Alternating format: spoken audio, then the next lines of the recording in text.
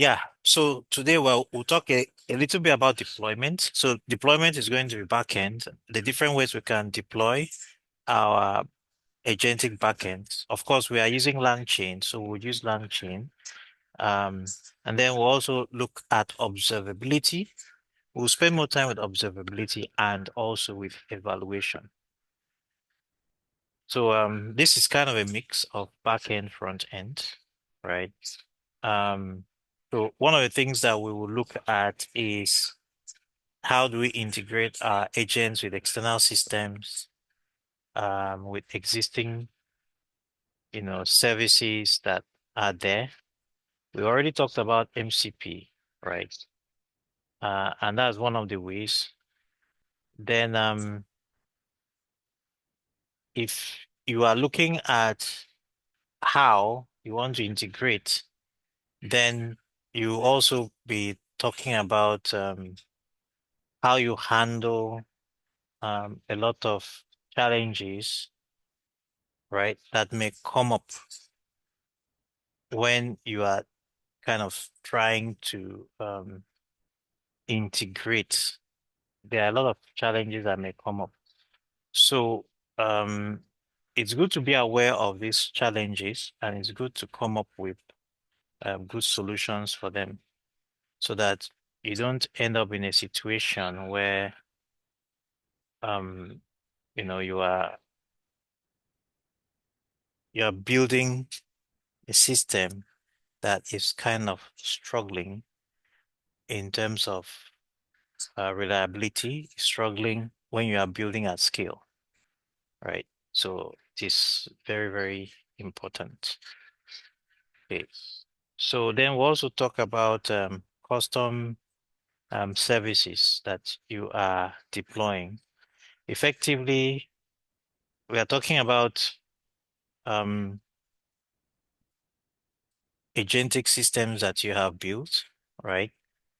And then how do you deploy them? How do you push them out there? Then we'll do a bit of hands-on on how we can deploy. And then after that, we'll talk about, yeah, we'll use Fast API, by the way, because those are Python backends basically. So we just use Fast API. Then we'll talk about logging and tracing and observability, what that is all about. Logging, tracing, and observability is um, one of the easiest ways. It's kind of a prerequisite these days, when you are building agentic systems, because unlike previous kind of software systems that we built in the past, you would have the opportunity, right, to kind of um, view the code. It is your code, right? So you can view the code, you can understand the code, and you can understand why it is behaving in a particular way. But even in such situations, it was always an extra bonus for you to be able to observe, to evaluate basically what your application is doing when it is in production or even when it is in development. But that is even more necessary now because now you are talking about AI systems where a huge chunk of it, which is in the LLM, is a black box. So you cannot really understand what that black box was going on. Yes, you may understand what's going on in the harness, the agentic harness, which is the all of the code you build around the LLM to give it powers, the tools, the context, the memory, and all of that. But you still need to know what's going on. So observability really helps. So look at that, and then we'll look at evaluation, and then we'll look at different types of evaluation, what we call evals, and how you can do evals, right? There are different approaches. Evals that are based on rules, evals that are based on LLMs, combination, right, of all of those methods. So, but it's good to understand the different types of evals and the metrics that you will use. Then after that, we'll use LangGraph, even though I have to mention that LangGraph is kind of has been deprecated by um, LangChain, right? They now recommend that we use, sorry, not LangGraph, LangServe is what I was trying to say. LangServe was a platform that we would use in this because LangServe is much simpler, right? A few lines of code and you have deployed. But LangChain have basically deprecated LangServe, and they now recommend for us to deploy with LangGraph. But deploying in LangGraph does require you to, well, we can build a normal LangChain agent and deploy in LangGraph, so we can also look at that. And but we can also deploy with Fast API, which is a, you know, already existing system. We can also deploy with Node.js. So we're also going to look at deploying with Node.js. It's not difficult. It's you have the agent. Once you build the agent, you attach an endpoint to it, and that's it. So the principles that come around this whole idea of serving your AI agent or um, your AI system of agent is the whole principle is you want it to be decoupled. So you want to decouple the front end from the model for several reasons. One could be you want to scale, right? So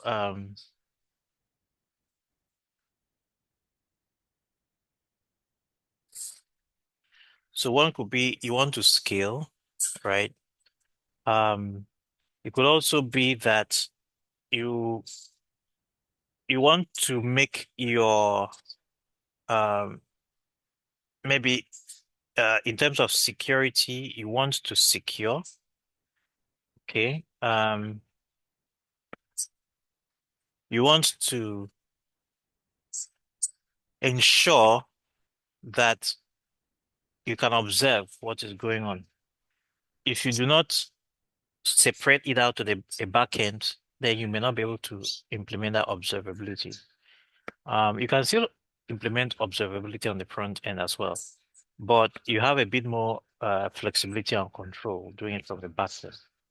But more importantly, reusability. You want to be able to reuse that same agentic backend as a backend for multiple front-end applications. And the interesting thing is that the way AI is going these days, you actually will get to a situation where you can just build a service-based backend that can serve all kinds of applications, right? Not just a single one. So that is a very key thing to remember. So that whole principle of reusability is what we are talking about, whereby you have um you just build once and you reuse all through, right? It's not something that you will have to rebuild exactly the same thing multiple times, which can happen if you are not decoupling the back end from the front end, or make it like a system, a separate system, separate unit. So even in a microservice kind of deployment, you can have that situation where you build a small microservice, you build your AI agentic backend as a small microservice that provides intelligence basically to other services that are running in a microservice-based framework. So that's the benefit of serving it as a backend rather than trying to incorporate it into your front end. But then there are also benefits to incorporating into the front end, which we'll talk about when we get to the front end part of this class, which will be next week. By next week, we are going to start talking about front end. That would include front end design and the principles of front end applications. So, reusability, that's a very key element. So now, what is an agentic backend? Agentic backend is a backend that will accept a task, right? Not just questions, mainly because it is agentic, right? It has capability to do stuff. So it's not just a system that you would ask it questions and it will answer. That's typically what a normal LLM backend would be, but it wants an agentic backend. So an agentic backend is a backend or an agentic application, which in front ends can also be agentic as well, for your information. Like I said, we'll talk about that shortly by next week. So a backend that can accept tasks, not just questions. It can do multi-step planning and then execute that plan that it has done.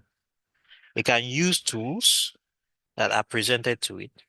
It can use APIs that are available to it and get contexts, prompts, skills, and all sorts of things from the APIs, right? And then while doing all of this, it will maintain its state across the different steps.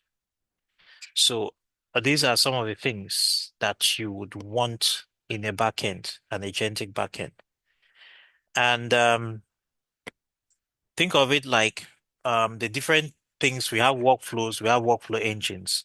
So workflow engines are engines that can orchestrate workflows. And we already know what workflows are. Basically, steps in an enterprise process, right? Where each step has a series of micro steps in it as well.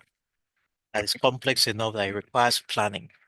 And sometimes each of those steps may require human intervention or it may require automation or a combination of both, where you may want the agentic system to be intelligent enough to decipher or discern or determine when it can automate that workflow or when it needs to call in a human to intervene, right?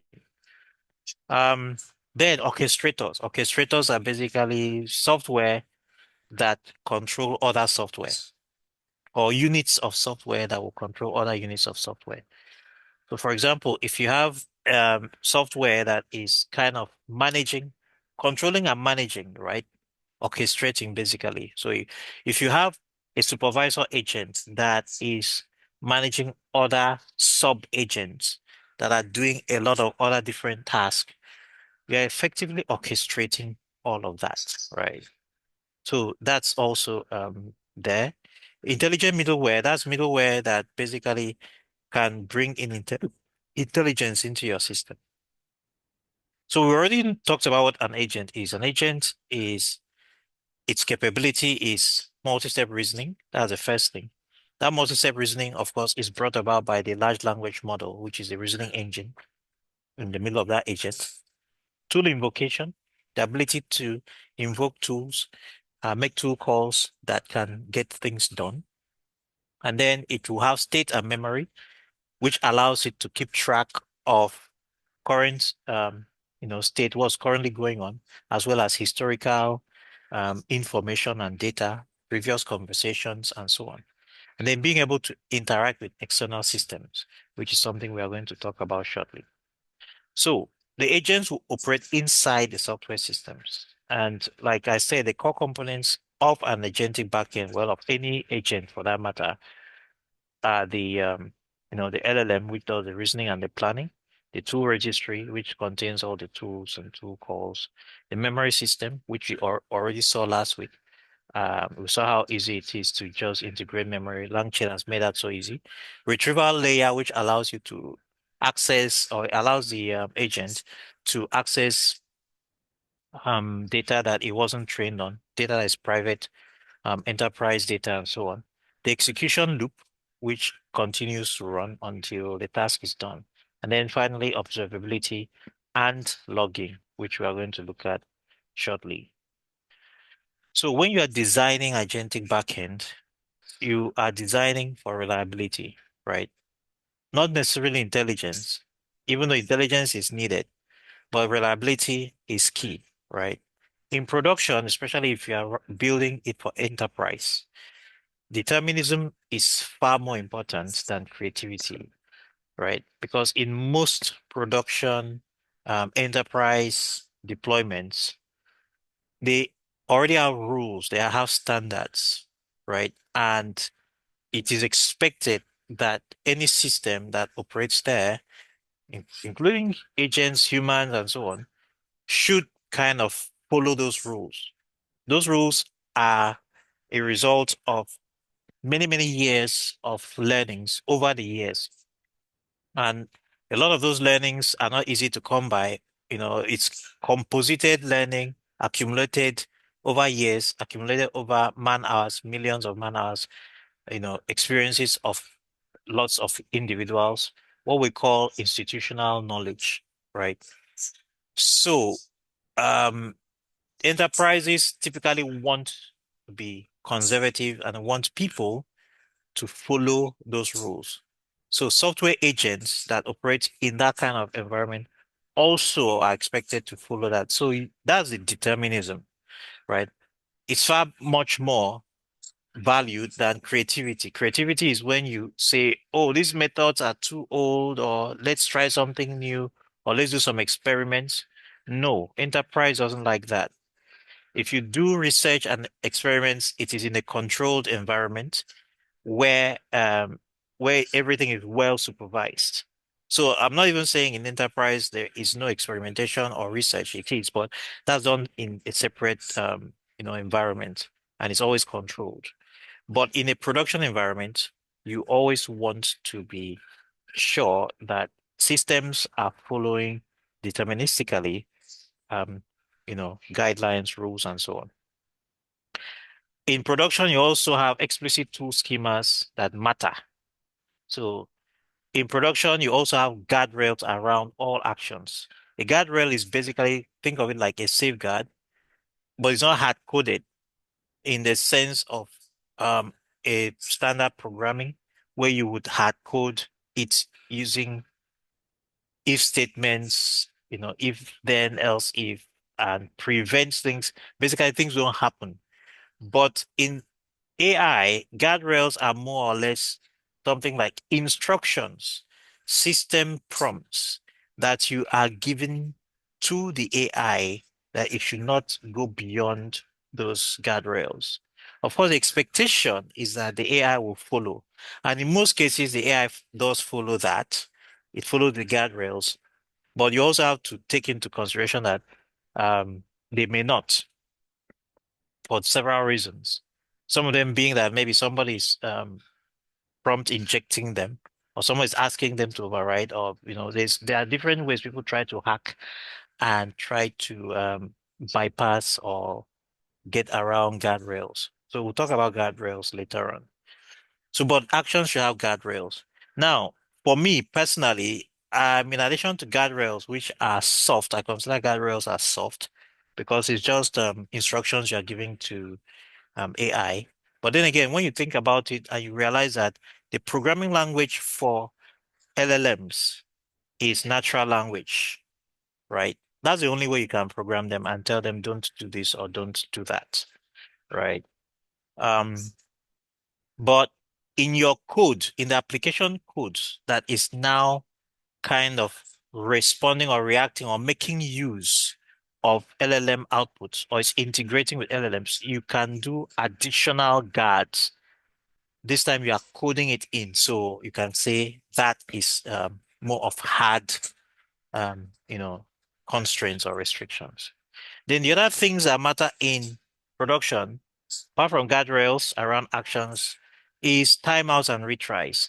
Timeouts and retries are very, very important for reliability and good user experience. Timeout means if there is a delay, you don't keep trying because you are keeping users waiting. So an API access or an attempt to connect to an API, for example, should time out. Not that it should continue forever. If the API endpoint is down or is overloaded, then your application will just keep trying to connect to it. It will never stop. And that results in latency and bad UX, bad user experience. Um, On the other hand, retries is if you have temporary network failures, for example, or temporary failures of whatever you are doing, whether it's a connection to a database, connection to an API endpoint or something, and it fails. You don't just stop. Um, for the purpose for good user experience also dictates that the agent should try again and try again, but the retry should be intelligent, right? It needs to be intelligent because if it is not intelligent, then it probably can just retry forever or in ways that would not be useful. The retries are very, very, very good and useful for the situations where you have temporary failures. So at least before the agent comes back to report that I was unable to do this or that, it should have retried a couple of times. Then fallback strategies, right? That's again another element of high reliability. The fallback strategy is always think about a situation where something fails. What is your backup plan? What's the agent's backup plan? A good example is if you are connecting to an AI provider and that AI provider goes down, right? Does your application just fail? Or can you have a second plan B, a backup plan, or even a plan C? So those are fallback strategies. What would be your fallback strategies? So some really good ideas, which we'll talk about when we talk about fallback strategies, for example, would be um, if you can't get access to an AI LLM to do something, maybe you can fall back to rule-based, a pre-canned rule-based system that will still give the user some form of experience, even though it might be a degraded experience. But in such situations, a degraded experience is better than no experience at all or a total failure. So, um, the thing to note here is that most production agents will fail due to unbounded autonomy. So it is nice that we have agents that can do all kinds of things, but we also need to understand the limitations of these agents, right?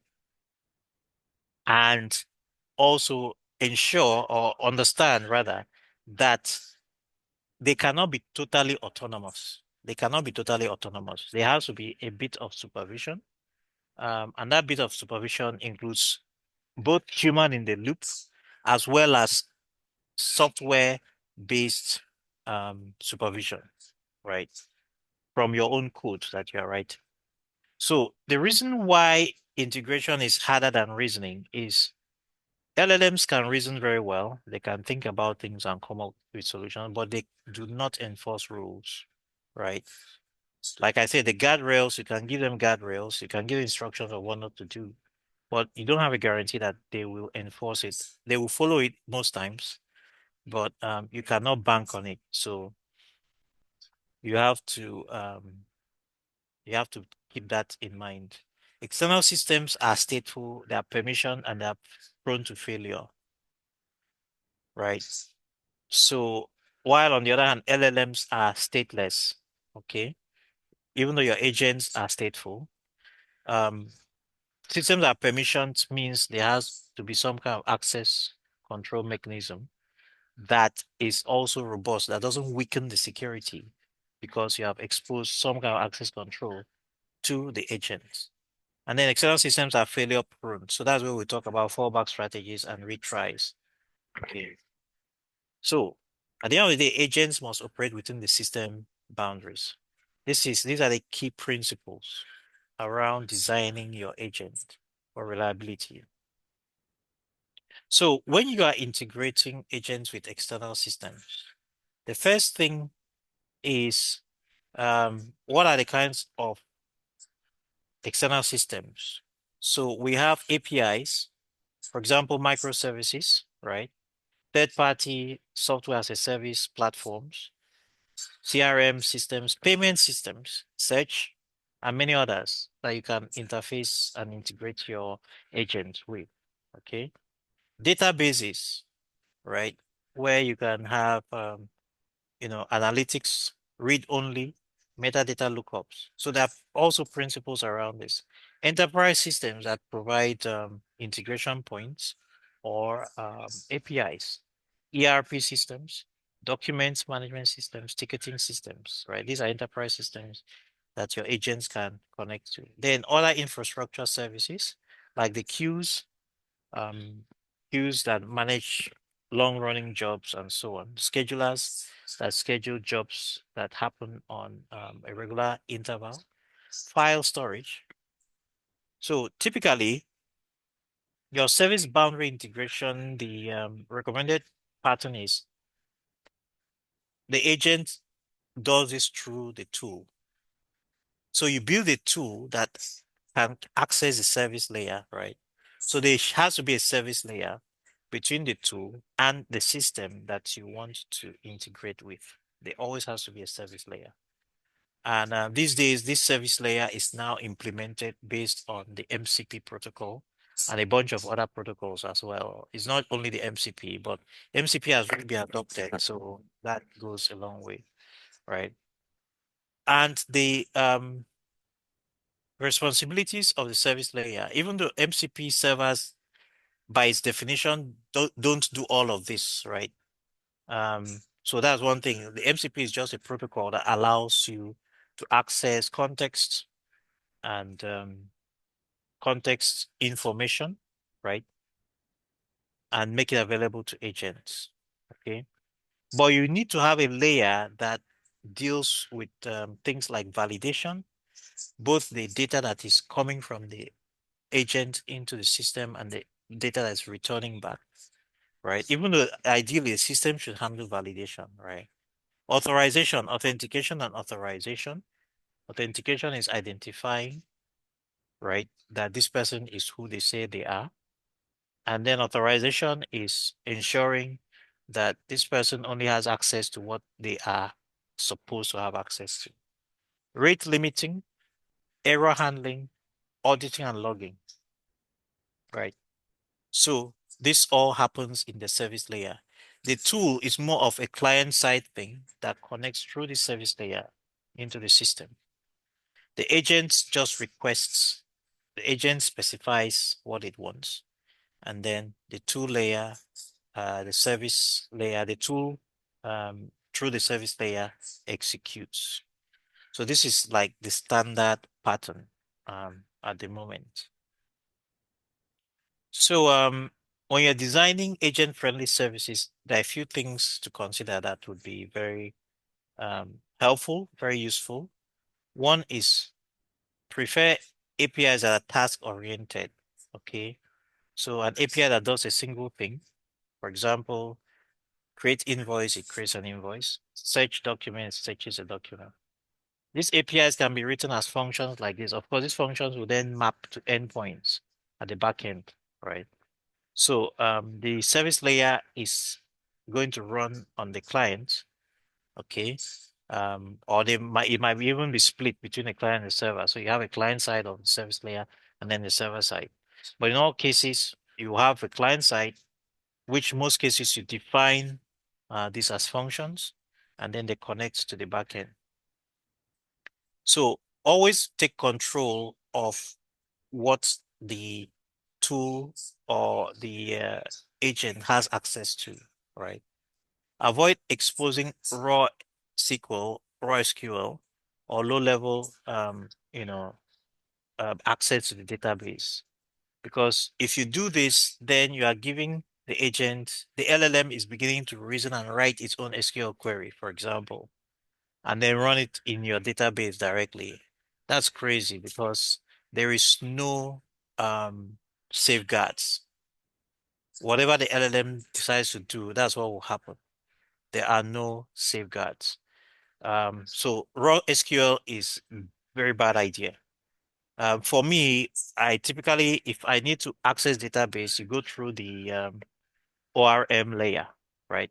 If you even want to give your model that level of um, power, right?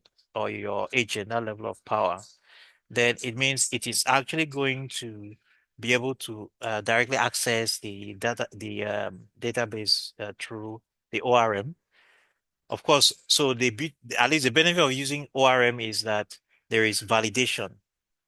It will not write wrong queries or typos that could be very dangerous. The ORM always ensures that the right queries go in. But there are other things that we talked about, like access control, authorization, and so on. You don't have it at the ORM layer. So again, you still have to, um, unless the agent is, you've already done the necessary authorization upfront of the agent, right? Then you can hook up the agent to an ORM. Um, so the interesting thing is that a lot of these patterns are patterns that we need to still think about. And by the way, for those who are front end, when we say ORM is software that we call an object that does object relational mapping, basically mapping the SQL queries in a database to an actual object-oriented interface. So you call functions, you call methods rather than writing SQL queries. That's what ORMs do. Um, so the other thing is keep responses structured, predictable, and minimal, right? You don't want free-flowing text. The only time when free-flowing text actually is useful is when you are sending it straight to an end user. Okay, so you can do free-flowing text when you are sending it to an end user, and all the end user needs to do is read the text. But if you are taking the output from a large language model or an agent to integrate it with an external system, it needs to be structured output because that would reduce the overload, the parsing overload, or the parser overload of that system. In fact, most external systems may not even have a parser. They are already there. You are just trying to integrate your system. So you will not have, they will not provide that capability. So you have to use their existing schema and basically structure the response from the LLMs to follow those schema. Okay. They have to be predictable and they have to be minimal. Okay. So those are some of the principles around designing agent-friendly services. Um, so again, yeah, on the part of the services themselves too, the response that the agent is receiving from the service, the response that if you are designing a new service, for example, the response needs to also follow these same principles. Okay. Response needs to be structured. Okay. It needs to be predictable. It needs to be minimal. Then you have to be able to handle failure and uncertainty. Your code, your application needs to be able to handle that. External systems will fail often because you are accessing them over an internet connection whose reliability can, range from 0 to 99.999, whatever, right? So, because external systems will often fail either with timeouts, with partial results, or with rate limits, okay, your tooling, your your philosophy when you are building has to take that into account. So you have to design your tools to return explicit error states.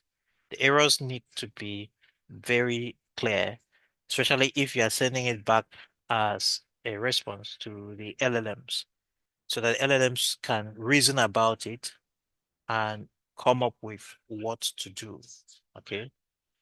Your tools also have to support retry. Retry, basically, if it fails, you can configure retry parameters, the number of retries, the exponential backup, for example, how often does it retry? How many seconds in between retries? Does the number of seconds in between retries continue to increase, as it does more, and so on? Then there should be a fallback path where if ultimately, after all of the retries, you still cannot connect and access the external system, do you just return nothing or do you just return error, I could not connect, right?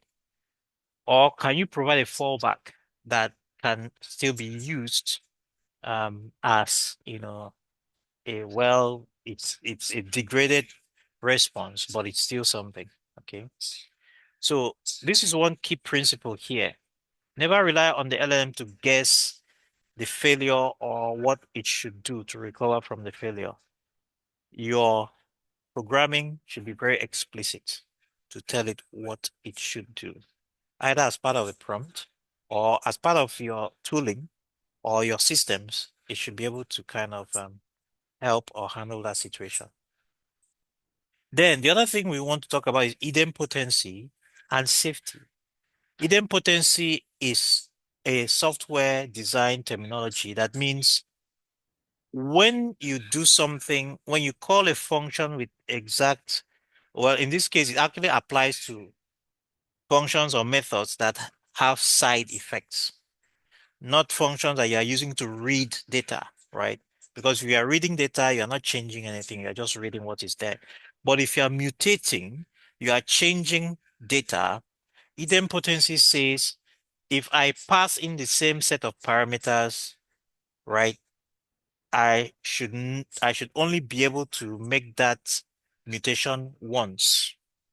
If I pass the same set of parameters a second time, I should not do any further mutation because idempotency basically says if I mutate something once with a certain set of parameters, multiple function calls with exact same or multiple mutation calls, API calls or mutation with exactly the same set of parameters should only result in a single change, right?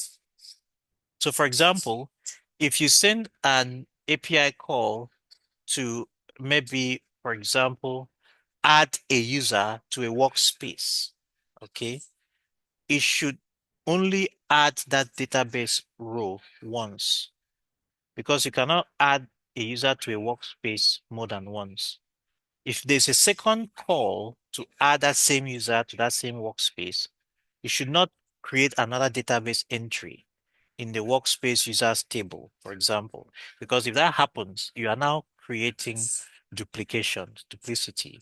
But if you were to design your database, for example, and it had some kind of unique index that is made up of those two, the user ID and the workspace ID, then trying to do a second entry would also throw a 500 exception or a database unique constraint error, which will surface as a 500, right? Which is not what idempotency is. I want to add somebody to a workspace, right? If I've added before, idempotency says just return success and say, okay, either success with the message you have been added already or just you have been added. But you have been added already is a better message. But either of those two is still better than just failing and saying 422. You cannot be added because you have been added before. That's a wrong response. Okay. So tools should be idempotent where possible. What this means basically is the tool should not make the same change multiple times. And the reason for this idempotency principle is that if for some reason, maybe either due to network failures, there were multiple retries, and eventually you now end up the 2 or 3 versions of the same payload coming in at the same time.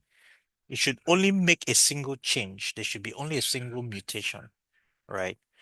And then tools should also be aware of the side effects. Side effects, of course, is the change that happens when that tool is called. Changes in the database, changes in the file system. For example, when you create a user, that's a side effect. The side effect of creating a user is a new user is added. The side effect of adding a user to a workspace is that a new entry in the database is created for that user in the workspace, right?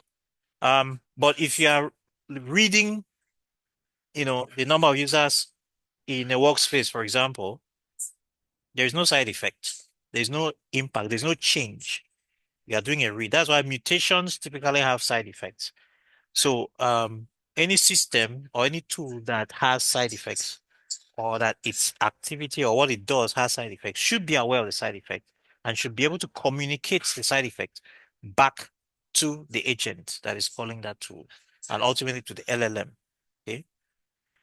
So this is a very good example. You have two function calls here. One is preview action. Preview action doesn't have a side effect. It does a preview. Execute action has a side effect. It's actually going to execute the action. It's going to change something in the system. Okay. So you should separate them. You should not have a single function that does preview and execute, because it means that the day the LLM just wants to preview, the LLM will end up changing something, right? Even though, yeah, a question that may come up is, what if I'm just logging entries? Is that considered a side effect? Well, maybe not necessarily. It's a side effect in a way, but logging is logging, right? Where maybe you can consider logging as not necessarily part of the system, but part of observation, another system for observation. So it's a side effect in that sidecar side system that you are using to observe, right? But in the main system under consideration, it is not a side effect, because if I'm just logging in, if I'm just trying to pull data from the backend or from the database, right, that should not have a side effect. So that's those are the things. So for example, you have a quotation, confirm the quotation first before you execute payment, right? That is the idea of separation, and it's SRP, single responsibility principle, separation of concerns. Those are design principles, software programming paradigms and design principles. Then the other key thing is, when you are integrating your agents with external systems, ensure that you implement observability at the integration points.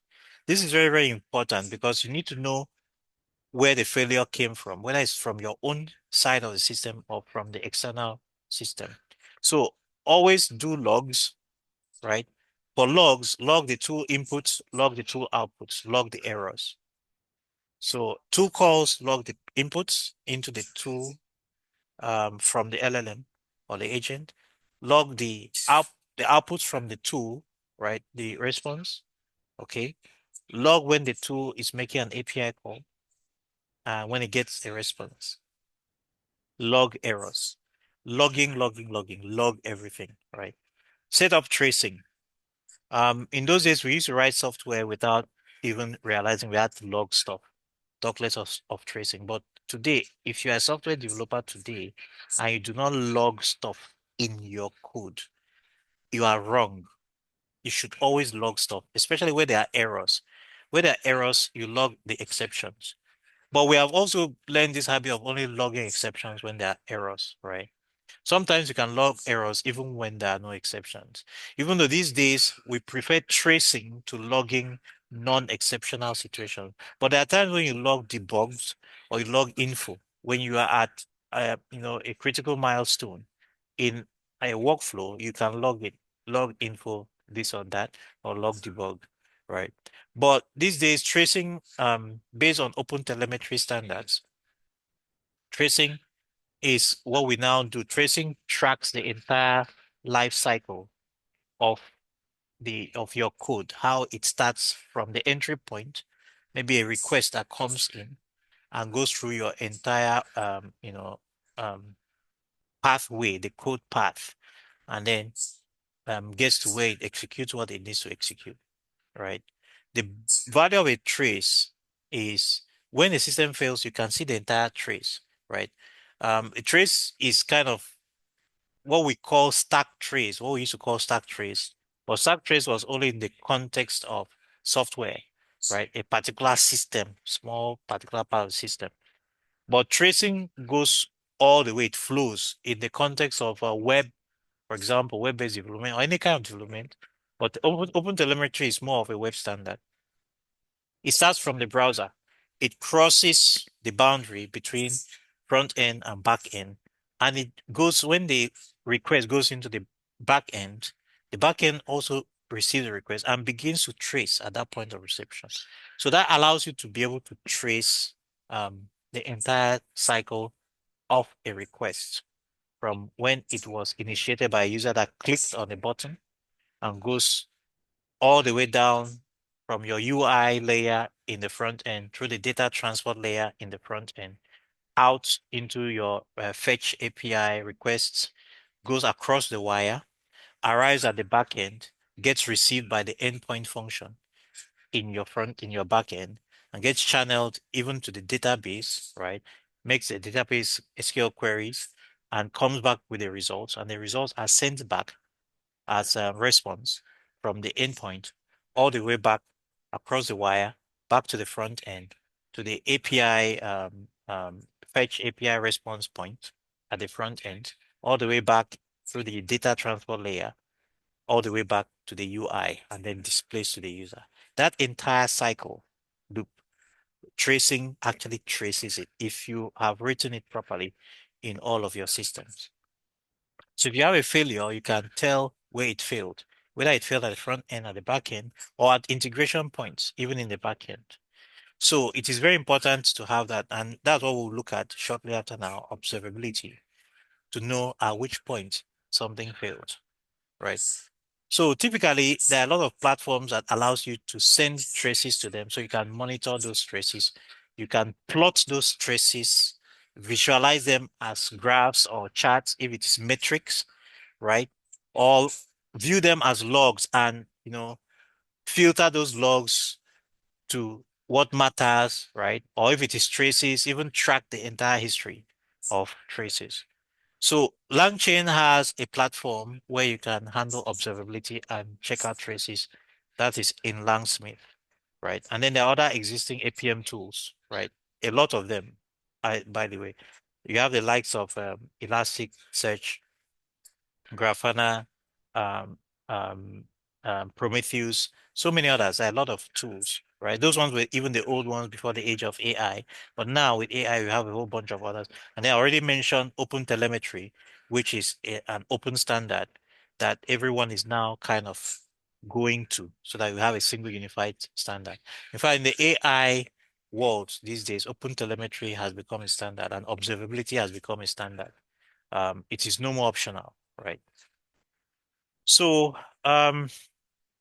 that's kind of the summary of the things to consider when you are designing an agentic backend. So last bit of it, of course, is deployments, right? If it is a Python backend, which is what we have been doing, you can easily deploy with Fast API. Fast API is like the kind of de facto standard these days because it's very lightweight and it's very fast. Actually, that name Fast API befits it because it really is very fast. It's a lightweight backend layer. It doesn't try to do too many things, so it's faster and it's not complex. But of course, it means you have to write a lot of code yourself because a lot of things don't come with it. Okay. But yeah, it makes things easy. You can easily just do an endpoint. This is a very easy way. You create a fast API app, right? Then you have a Pydantic, this base model is Pydantic for validation. So use Pydantic for validation. You create a class that you use for validation. And specify the payload. So the Pydantic model always defines the shape of the payload, the shape and type of the payload. So once you do that, you now create the endpoint function, okay? And you plug your Pydantic data type that you had created here, right? In as a type hint. Pydantic because in Python, type hints are not really enforced in when the code is running at runtime. It's only at compile time. If you have MyPy, for example, MyPy will ensure that all your type hints are correct before it allows it to compile. But it does not really check what the user is sending. But Pydantic actually goes an extra mile. So when you have a Pydantic model that you have defined, right, or schema that you have defined, and you use it as a type hint, Fast API actually takes that Pydantic model schema and uses it to validate the payload that comes in. So you have a payload. So yeah, basically its endpoint is called /chat, whatever is the base URL /chat. And the payload you have to pass in has to have query, right? Um, well, you may not necessarily have the name query, but this name is the name that will be used to extract the parameters or the fields in the payload. But the payload has to have this field called text. So if you are sending it from the front end, right? The front end has to have a JSON payload that matches what is in this query. So typically, it will be something like this. Your front end has to have JSON, right? That would match this. So it has to have a text field, and whatever the value is, what is my name? This is the payload you are sending to the agent, okay? And if your payload doesn't look like this, which matches this um, Pydantic model, then you will have a 422 already at this point, right? So if this comes true, then that's good, right? Then your chain that you have already built, your long chain, you can then run it and you can extract you know, the fields using normal you know, the referencing of the property, right? And then when you are done, the response gets returned. So you see how very easy it is. This is actually quite easy, right? Build a chain, right? Create an endpoint, build a chain, and then you run the agentic the chain here. Well, this is not an agent anyway. This is just a chain. You run it, and then you can return the response. But this also works for you know, building an agent. And we're actually going to do a few examples with Fast API and then with Nest.js, either Nest.js or Express, whichever one. Okay. Then there is LangServe. So LangServe, by the way, is been deprecated. So at some point it will be removed from service, right? Now, LangChain are recommending that if you want to host or you want to serve your backend, use LangGraph platform. You can build it as LangGraph, but use a LangGraph platform. The LangGraph is more of a UI type platform where you would I can actually do it on LangGraph, Langsmith. So you would actually build your agent and then upload it, and then it would run. But we can still see how this works with LangServe. With LangServe actually provided a simple helper function called add routes. So when you use add routes, then you it would automatically add a bunch of routes that are agentic in nature. So add routes, you now specify the app, which is the first API app that will be used as the you know, the backend framework. Then you can pass in the chain or the agent, and then you pass in the base URL, not the base URL, the path to that particular agent. So Langset will automatically expose those chains and agents. It has built-in schema, so you can easily see it on Swagger, right? It has streaming support, built-in streaming support, so you don't actually need to go write separate streaming endpoints, and it's very easy for deployment. So that is Langserve. Um, yeah, so if you are deploying to production, these are key things that you need to ensure that you have. Request tracing, like I said, observability. We'll talk about observability again. Langsmith actually gives us observability very easily, but it's a cloud platform and it's not free. Unlike LangChain, Langsmith is not free, and the LangGraph platform is also not free. But yeah, you can go get an account there, and you can connect to your backend app, right? And whatever you do, you'll be able to monitor it. There are also open source free versions of observability platforms. You have Langfuse, for example. Langfuse is another good one, and a whole bunch of others that are. We also have most of them are paid anyway, which I mentioned a couple of them. We'll talk about that soon enough. So the other thing is you have to log token usage. Token usage logging is very, very key. Um, because you want to track how much tokens are being used. especially for the purpose of billing. If your service that you are deploying, if it's going to be a paid service, you have to know how much your customers or clients are using so they can pay commensurate. Otherwise, you lose a lot of money. But even if it's not a paid service, it's good to keep track of tokens so that you know you can compare your token usage with what is on the AI provider's end. You can be counting your tokens as they are also counting it for you. You have to have timeouts and retries, which increases reliability and improves user experience. You have to have rate limiting because you are being rate limited. Your application is being rate limited. The AI API calls are being rate limited as you are making them. So that rate limiting needs to be passed back to the users as well. Otherwise, the users will basically load your system and your system will not be able to take the load and will end up crashing, which is bad user experience again. Rate limiting is better than crashing because rate limiting is a way of communicating to the users of your platform that, hey, you need to slow down, otherwise the system will crash, rather than waiting for the system to crash before they now get the information on their own.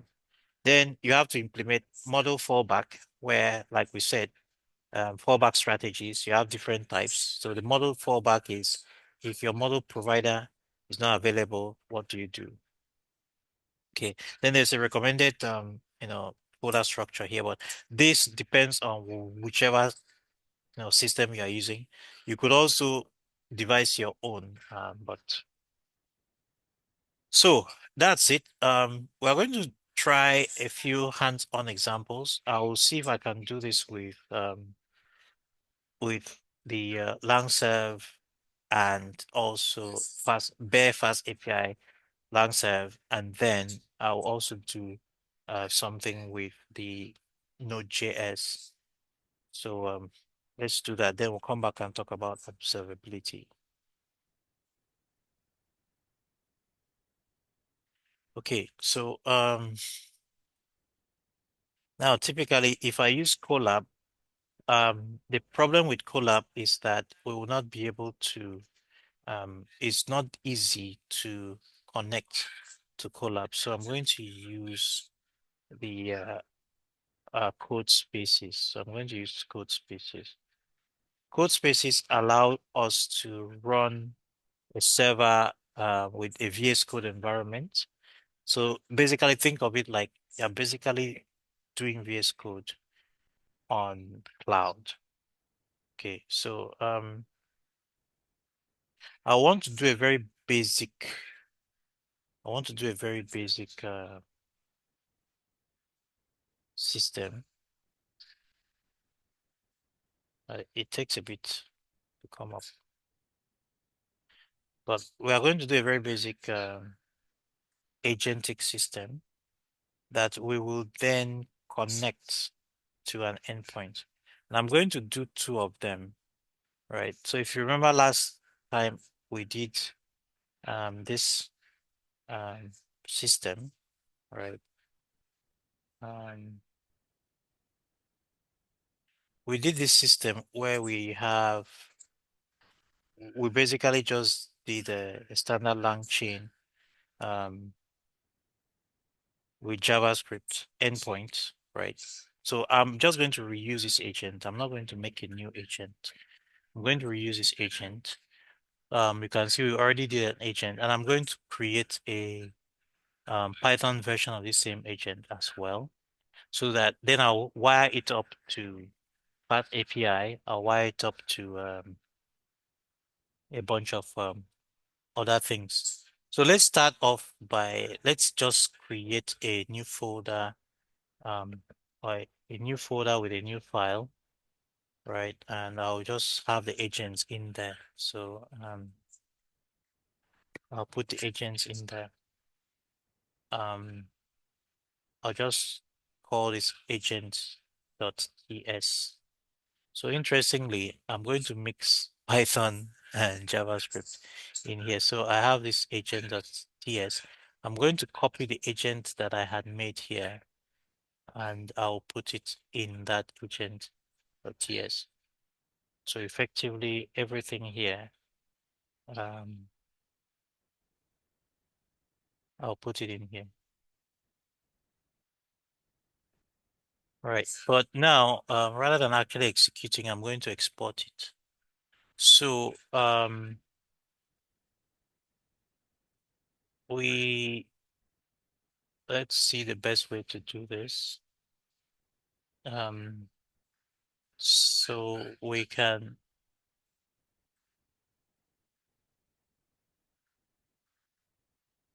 yeah, let's just put all of this in um thing and export um constant get agent. So effectively, I'm just a runtime um creation of an agent. Okay, and then what we do with the agent would be separate. Um,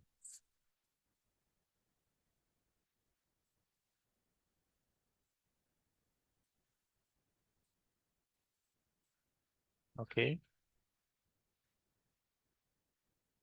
Um, I'm going to have this as part of get agent. So we have um we could create the tools outside of this, right? Um,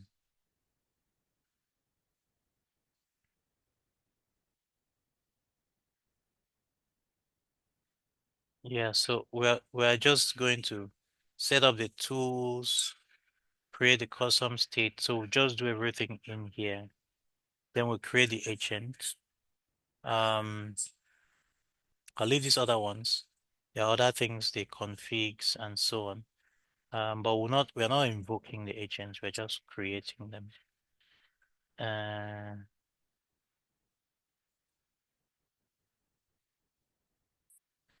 okay. Um, Let me just comment these ones out as well. So this is the function that creates the agent. And then when we are done, we just return. So I'm just going to return the agent here.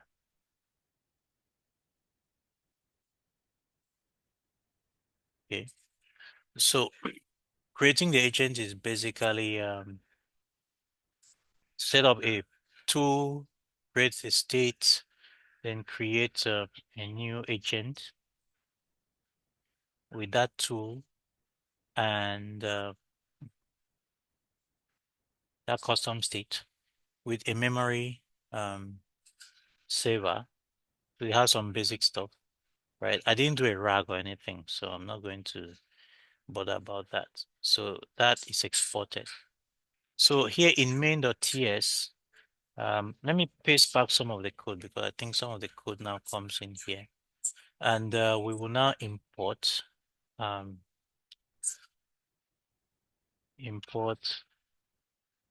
we can now import create get agent um, from there. Okay. We don't need any of this at this point. We don't need any of this. So the main will now be, instead of creating the agent, we will just get the agent. And it has everything. Okay. And then we can execute the agent. So we can do any of this. We can still keep the config and all of that. So if I want to invoke the agent, I would pass in the config and invoke the agent. I'll just keep the first one. Um, yeah, and then console log the response, invoke the agent, pass in the config. So I have separated that into two. Okay. Now, if I were to do this with Nest.js, for example, I would have to scaffold the Nest.js So let's see how we can do that. Um, Either that or I just use Express, right?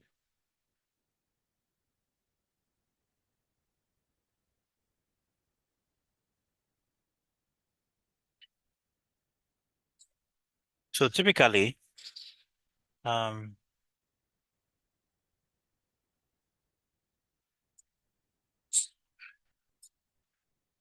Next.js has CLI, where you can basically do um, controllers. Well, I don't know if I should even do Next.js. So let me do Next.js might be overkill, right? So let's just do simple Express.js, simple Express.js. All right. Yeah, let's just do a very simple Express.js. So if I want to do simple Express.js, um, let's see. I'm going to make a new branch. Um, okay, well, I guess everything is all mixed up, so that's okay. Um, just keep going. So let's make a simple Express.js. Next.js is a bit more involved. We're not doing a complex application, so we're just doing a simple example. So I'm going to use Express, and I'll just install with pnpm add Express. So we'll get this very simple Express, and then we will run that. So back to our main file, we will add the Express.js, executable. All right.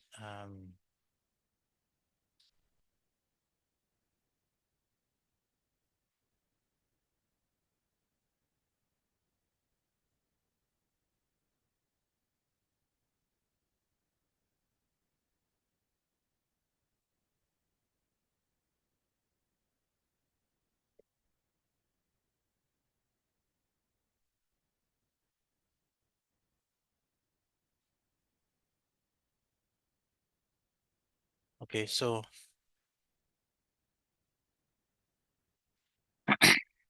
of course, first of all, we've already specified our type to be module, right? So then because it's Express, maybe we can add a bit of TypeScript, right? Um, so let's see. Yeah, so let's see. Let's also add types from Express types. So I could do pnpm add uh, development mode types um, node and types Express. So we get node types and Express types.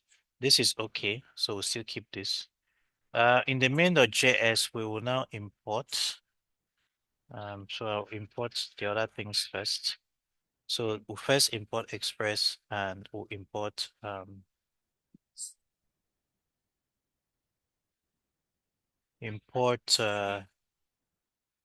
Express, import request and response. Okay.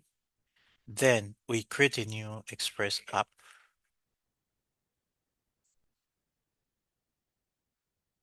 Then we create a new port number. Okay, so we use express.json. Okay.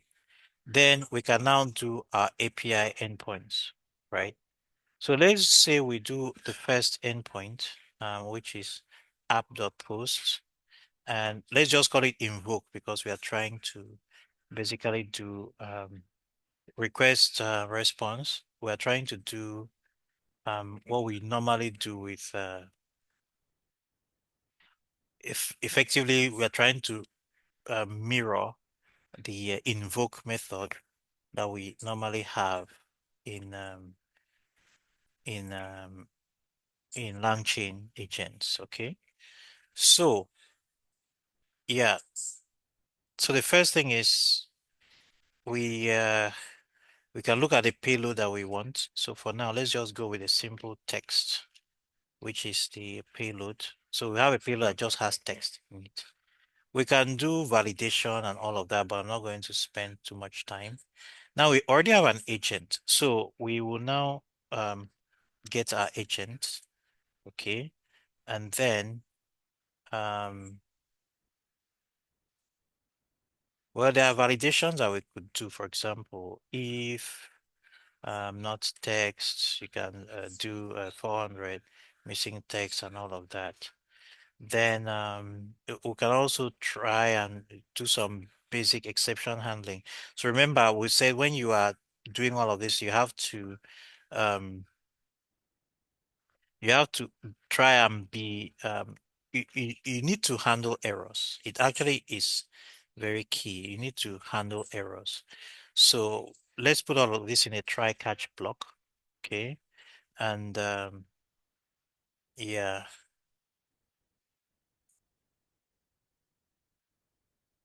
and then you can log. Okay, and then you can also throw an exception. Well, we can throw a 500. There might be something else. Um, I don't know whether it's a good idea to put the error. Sometimes it is a good idea, sometimes not.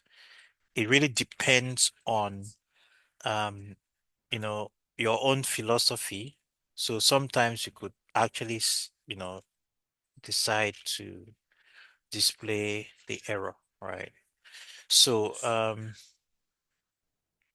yeah. Then um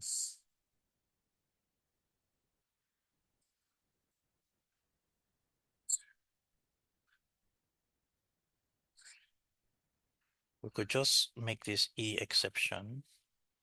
Yeah, TypeScript is going to give me a lot of error. But I need to, yeah, so maybe we'll go with that. Um, yeah. So that's it, right? We have a very simple endpoint to invoke. You pull the text. If there's no text, um, you could also try to clean it up a little bit. If not text dot trim, just to be sure, right? Um, I don't think I even need to do this. I can do optional dereferencing. Um, so now we get the agent, we get a config. Oh, so the other thing is if there's a thread ID, so that's another thing. So let's say we want to continue the conversation, so we can have thread ID as well. So yeah, if there's a thread ID, this is actually not a good idea per se. Um, but then sometimes you need to think about it. If we have, remember, if we have put our, if we have made our agent and we've added a memory to it, so it's going to always ask for a thread ID. There's what we call ephemeral. Ephemeral is, um, I've not actually thought about if the thread ID is no. Okay, I think we tried that and it also failed. So, but bucketing everything on that default is not a good idea because it means that if a thread ID is not specified, then it means the agent will have access to all previous conversations. So typically in this case, you would want to like do a random thing, maybe UUID dot random or something. So you would use a random value so that it always gets a new thread if a thread is not specified. I'll come to that. So response, you now have your messages. So your messages will be the text, which is text dot trim, right? Um, then you could also make it so if um well, let's just leave it that way. So the LLM will see that there's no message and it will come back with a response, something like, "Hey, you did not give me any message." And then I don't need to console log the response. Instead, we can then actually return the response. So you typically would do res status, then you send the response. It's a response. All right. Or yeah, you can just send, right? I assume send is going to turn it into JSON. Okay.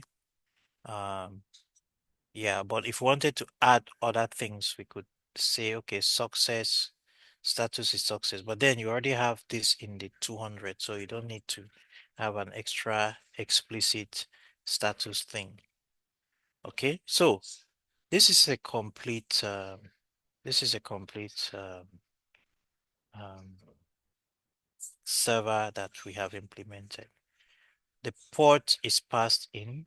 I'm still seeing some errors here, which I don't really know what they are, but let's now run this. Yeah, because this is already there, we can rerun this and you'll see. We can now do. Oh, by the way, to run this, of course, we'll do node main.ts. So we have an express server running. Okay, so there's a problem. Um,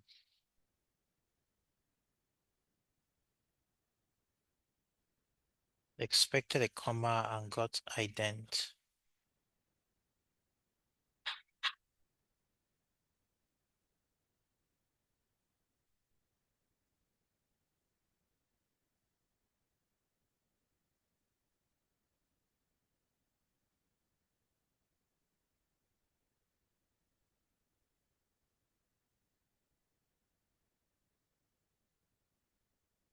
Okay, so port doesn't seem okay. Port is 3000.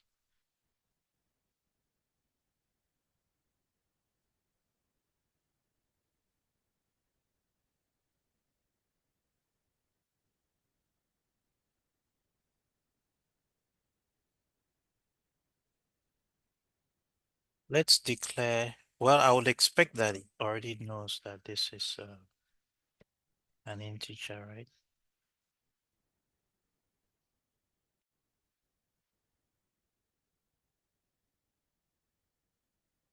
Just an int or a number. A number is still okay, but that doesn't look like it is. Oh, okay, that's where the problem was. I forgot to close that function. Yeah, okay. All right. Yeah, that's why it was giving me this error.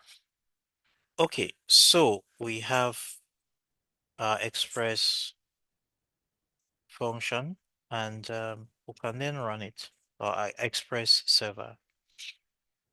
Okay, so this is not seen. Um, maybe I should type out the full name. So I'm going to type out the full.ts. Um, yeah, and okay. The requested module express is a common JS module which may not support all module exports as named exports. Okay, so um,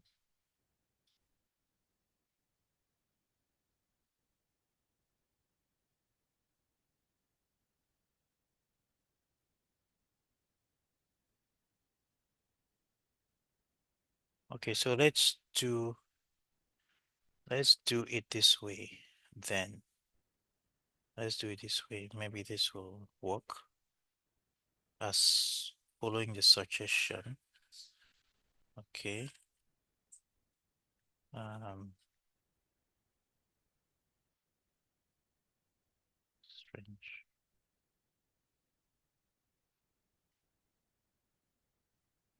Request and response equals express. Okay.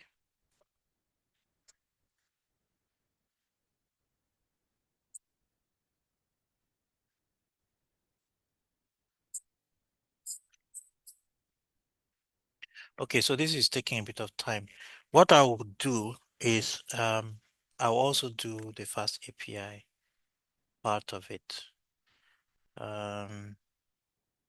So interestingly enough, it's going to end up getting mixed in here. I've lost the code space.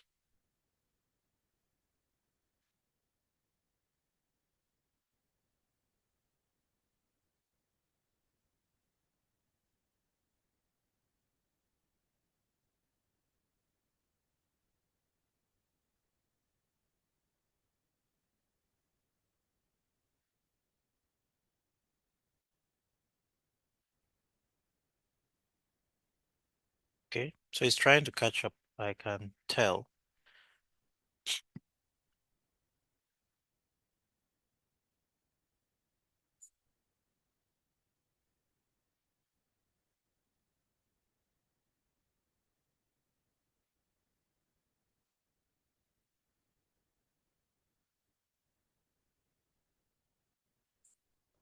Okay, let's do the first API while that is trying to come up. I don't know why. So we'll just call this main.py. So it's going to be similar kind of code. Um, app from fast API.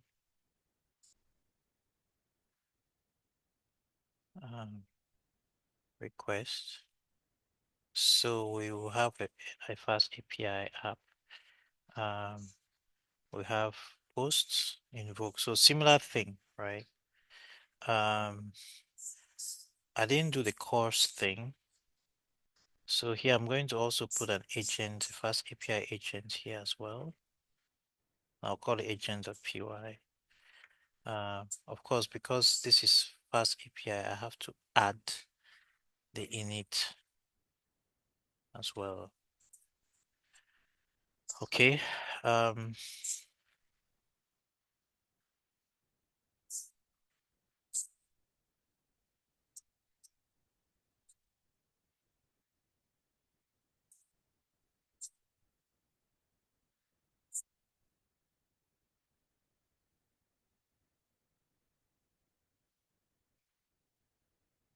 So from agents.agent import get agent.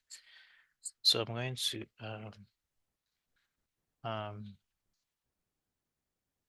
again define a get agent function, and here we can get the lang chain from langchain.agents import agent create agent. Then from langchain.tools import tool, and I'm basically going to copy all the JavaScript here and turn it into oh well, I guess we can do the same thing. So let's go to agent.py. Um, um, yeah, so we will set up the tools. So in this case, we'll use tool, we'll call it search tool. I'll just call it search. And we only need to def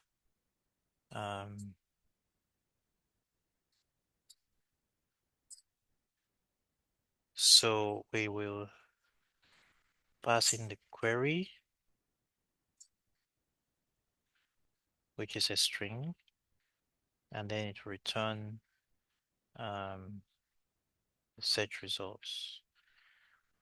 So I'll copy this and use it here.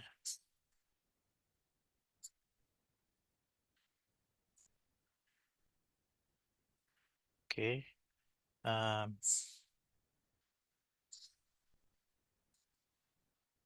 So here, this already exists as a schema, the name of the tool, and then the return value, the parameter, the type, which is a string.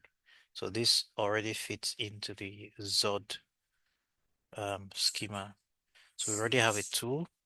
And then the custom state. So we could have a class here as well. Custom state that is going to take from the agent state.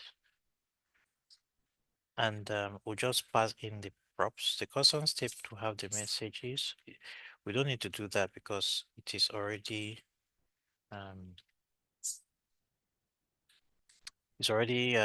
inheriting it from agent state, preferred language,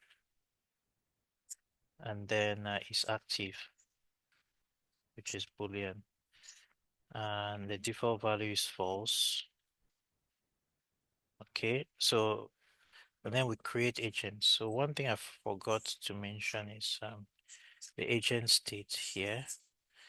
Then we will create the agent. We'll use create agent, specify the tools, specify the model.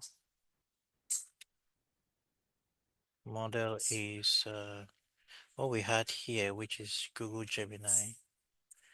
Yeah, for Python, it is underscore, which is interesting. Difference 2.5 flash.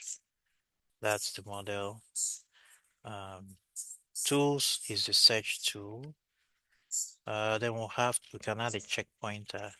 Checkpointer would be a new in-memory checkpointer. Now we get checkpointer from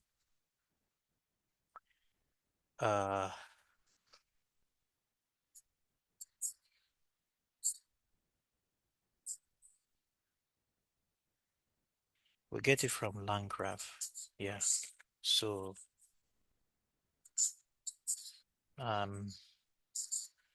memory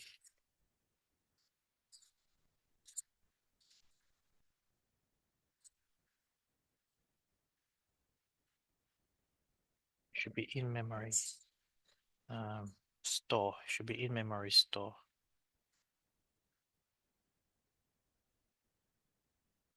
In memory store. In memory saver. I'm not. I need to double check. In memory saver. Okay, so that gives us our new agent. We will double check that because we have to install all of that. And that's it. Then we can return the agent. And that is get agent. So when we go back to our main.py, we get the agent and then we do the same thing here. So here we have request. We could also have created a payload. So to do that, we can create a Pydantic base model. Then we would create the class, the base model class that is okay, invoke request, whatever. So the text and the thread ID, which are the two required variables. And we can then specify that in here. So query is invoke request. And so data, we don't need to do this await. Data is queried directly. Text is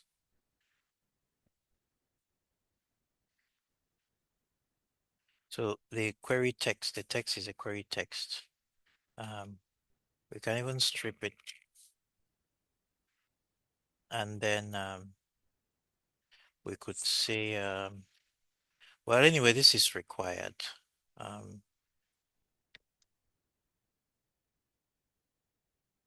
If text is none. Then we can throw new exception. So typically you would do a HTTP exception, raise HTTP exception. We'll have to import that from Fast API, right? Okay, and thread ID dot strip. Yeah, so that's it. And then, okay, so we already had this here, but I'm going to take this out. Prefer to throw exception. And then we do the try block, get agent. Well, text is already stripped, so you don't need to strip it again. Configurable is thread ID. Response is agent.invoke. And then you can return the response and exception. So again, you see, we should have done a logger here, right? Right now it's just being printed, but typically exception should be logged. So you have, you know,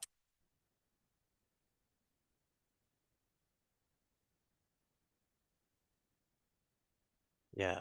So that's what you should do. Okay, so we have this, let's see.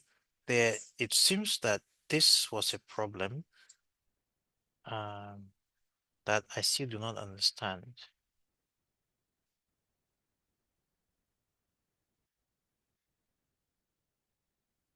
It seems a typing system.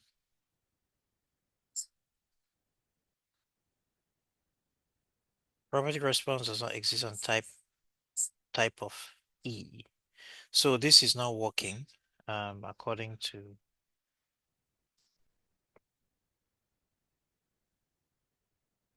okay, so this might be because this is type. Okay, these are types. These are types. Request, response. So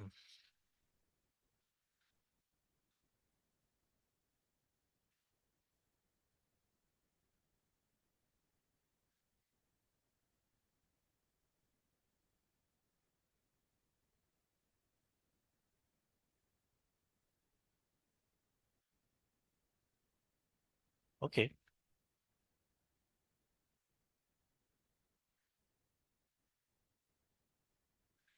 right.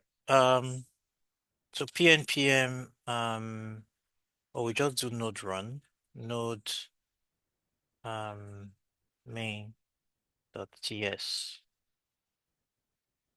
Again, this should give me an endpoint. So yeah, so that gives me an endpoint. Now in code spaces, you typically want to forward this port. So yeah, it comes up here and says you can forward this port. So I forward the port, and it opens in a browser. I need to make the port public. To make the port public, you go to ports. You see here it's private. Because it's private, actually you will not have, okay, well, there is access. Okay, that's good. So to access this truly, I would probably need to use, I don't know if Express has Swagger. It probably doesn't. So you need to use some form of maybe Postman or something to access it. Okay. I think I have Postman here. So let's see. I'll get Postman up and running and we can see how that looks like. Um, oh, I actually don't have Postman here. Yeah. But anyway, this is how you would do it in JavaScript.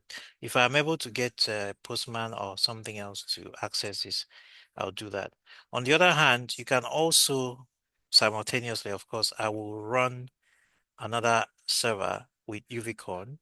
UVcorn is going to be on port 8000. But before then, I need to install the dependencies. So I'm going to use UV venv and then install UV pip install. So a couple of things I need to install. from the Python end, I need to install the Fast API.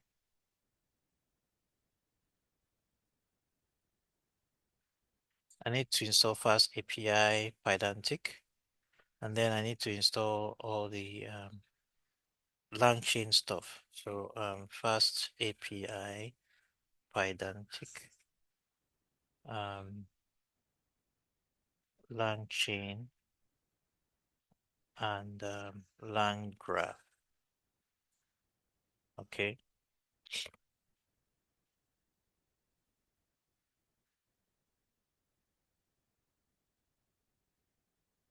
so this should happen very fast.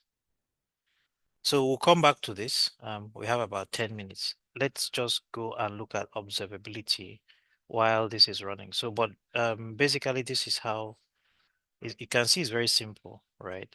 With the once you create an agent, you bring the agent, you put it behind your endpoint. That's all. In Express, you put it behind an endpoint.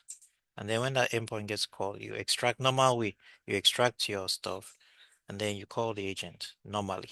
And then the response from the agent. By the way, you can also do streaming. But streaming requires a bit more than streaming is a bit more involved because you have to create a streaming um, response, and then you have to connect from the pipe that comes from your agent's stream endpoint. By the way, if you want to stream from an agent, you don't use the invoke endpoint, you use the stream endpoint like we had seen before. And then you use that stream endpoint, sorry, the stream function or method, you extract it and then you put it into a streaming response. So you wrap a streaming response around the agent.stream, and that's how you would do that. So if we have some time, I can show you how to do that again. Um, but if not, we'll just, you know, we can see it. Then for Python, same thing. Fast API, we create a simple fast API.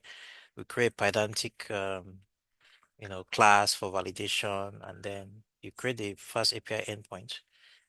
And then you add validation Pydantic.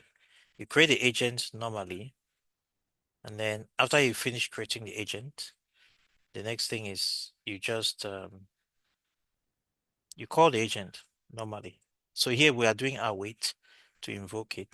That's why this is async. And then we take the response. So the await means you're going to wait for the response. Normally you should stream as well. So streaming, you use a stream function or stream method, but you also have to connect it to, it's not going to be a direct, the response here also has to be a streaming response. So that's just, that's a simple approach for you to just create very simple. Okay, I didn't look at LangServe. LangServe is much easier. I'll get back, I'll show LangServe if we have a little bit of time. Because I don't know why the uh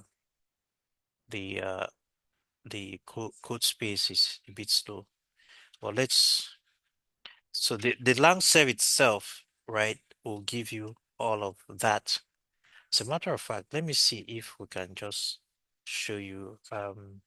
What I'll do is I'll reload this, and when it comes back up, then we will use it, and it has to be reloaded. So when it comes back up, then we will use lang serve, and we'll see how that goes. But yeah, so I have a few minutes. Let's just quickly look at tracing and observability. So like I said, observability is the practice of monitoring, measuring, and analyzing the behavior, the performance, and the outputs of AI systems in real time. By the way, it's not just AI systems. Really, any cloud service, it's always a good idea to plug in observability. But like I said, why it really matters so much in AI services, because there are a lot of black boxes in the AI system. The main one being the large language model itself. But of course, most other things are explainable, but the large language model itself is not. And as a result, um, you know, it makes every other thing difficult to debug, troubleshoot, and so on. So the best way is to provide visibility. So it's kind of like a standard now. You have to have visibility into the inner workings of the complex ML models, the large language models, so that you can detect issues like model drift. Model drift is when your model is beginning to basically not give you the output that it should, because it's either it's getting out of date. The data it has is no more correlating with modern data, so it's not able to do a good job. Um, and other things, data quality degradation, especially in training, but even in inference as well. If you're having biases, and then to ensure reliable, accurate, and cost-effective performance in production. It is also essential for trust because there's a lot of you know, suspicion around AI in the world today. So transparency is very key. We'll talk about transparency when we're talking about the principles of AI application design and the AI UX, which will happen next week and the week after. Transparency is very key. So it's essential for ensuring trust, for ensuring compliance and efficiency in your AI applications that you deploy at scale, right? Um, in the traditional monitoring sense, right, you normally want monitoring to tell you if a system is broken, right? That's traditional monitoring. But observability not only tells you if it is broken, but also tells you why. It helps you to understand why it's broken by examining telemetry data. And there are three categories of telemetry data: the logs, which we talked about. When you do a log in an exception, it goes in the logs, and all of the logs, including system logs, infrastructure logs, operating system logs, and so on. Then traces. I already explained what traces are, and metrics. Metrics are measurements of the system, the system that your AI deployment or AI backend deployment or even is running on, right? Things like maybe network bandwidth speed, CPU speed, the size of RAM that you have, that your system is running on, CPU speed, a whole lot of stuff. All of those things form part of it. And even the software, those ones are hardware metrics, but they're also software metrics. Like for example, latency, the time between requests and response, and a whole bunch of things, right? Those all help when you are trying to figure out what's going on. Then the other thing is the AI challenges are quite unique, right? Unlike traditional software, like I said, AI models can fail silently, right? And give you poor, biased, or hallucinated results without crashing the system. So if your monitoring is based on system failure or system crashes, it's not going to detect a whole bunch of category of problems that AI systems have. Wrong output, failed output that is wrong, empty, responses and so on. These are all things that can happen. And then there are a lot of core components, right, that you want to monitor that are not easy to detect if you're not continuously monitoring. For example, data drift. If the production in data deviates, or sorry, if the data in production deviates from the training data, right? Then that's what we mean by drift. The model performance itself. You want to be able to track accuracy, latency, and throughput of your model. Explainability, you want to be able to understand and explain how a model reached a specific decision or output, right? And then you want to track the entire pipeline, the flow from the user input, like I mentioned earlier, all the way from the front end across the wire to the back end to the final AI output that gets returned to the user. So Langsmith is like I said, is a cloud platform provided by LangChain, that helps a lot with observability. It's a proprietary development platform. You use it to debug, test, and evaluate and monitor your LLMs or any LLM applications. So think of it like a flight recorder or command center. It's basically recording everything that's going on inside your application.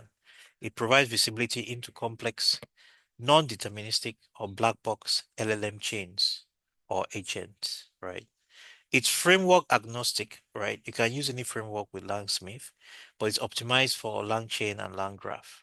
So Langsmith provides new features around 5 core pillars: debugging, testing, evaluating, monitoring, and usage metrics. So when you use LangChain to do your prototyping and build your agents, then when you want to go into production, you push it into Langsmith, right? You use Langsmith for production. So the key capabilities that Langsmith will provide for you include debugging and tracing. It allows you to trace individual requests through the whole application. You can inspect exactly how the LLM, the tool calls, the tools, the prompt chains, how they behaved, so that if there's a problem, you can identify the root cause of errors or high latency and so on. The other thing you can do is evaluation and testing, right? So you can create data sets to run systematic tests on prompt variations, right? Or model changes. So evaluation is when you take your um, LLM application or your LLM or your AI agent, right? And you bombard it with a lot of, test data and see how it responds, to that test data. Because you have a benchmark that you had already created and kept. So when it begins to drift from that benchmark, you know that it is drifting and something is going on wrong. So you have to create data sets to run these tests, right? On different variations of whatever elements make up your um, system input and the simple system output. So you can test on different prompt variations. You can try on different models, right? So all of this, the data sets that you use enable you to have data-driven comparison to ensure that you have high quality and consistent outputs, right? The other thing that Langsmith also does is to monitor and provide analytics. It provides real-time dashboards that you can use to track key metrics, such as latency, such as cost, and success rate.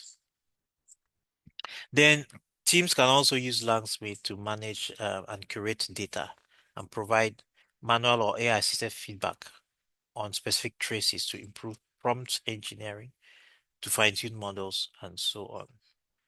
It integrates directly with LangChain to provide end-to-end visibility from initial prototyping to production deployment. So typically, Langsmith is quite easy. You go, you create an account on the platform, you get some API keys, right? You bring those API keys, you place them in your .env file so that it's available as environment variables, and that's it, right? You go back to the Langsmith platform and you can begin to view your traces and do evaluations and so on.